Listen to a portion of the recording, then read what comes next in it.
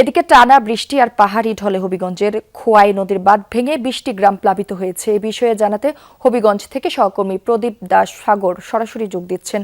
প্রদীপ, খোয়াই বাঁধের ভাঙন রোধে কি কোনো ব্যবস্থা নেওয়া হলো এবং প্রশাসনের কর্মকর্তারা কি বলছেন?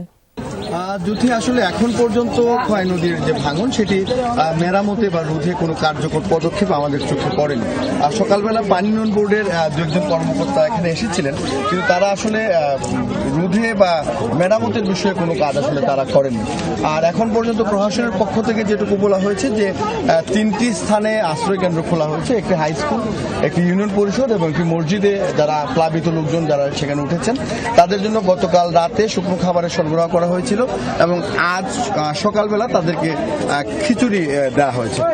এর বাইরে আসলে তেমন কিছু প্রশাসনের পক্ষ থেকে এখন পর্যন্ত আমাদের চোখে পড়েনি। আর এখানে যে বিষয়টা আসলে ঘটেছে, এই জায়গাটি থেকে দীর্ঘদিন ধরেই বালু উত্তোলন করা হচ্ছিল।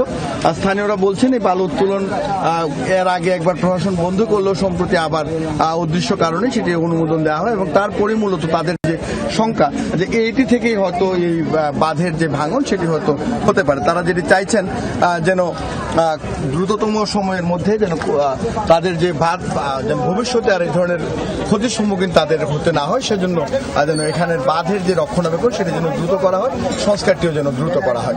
জ্যোতি। প্রদীপ, আপনাকে ধন্যবাদ।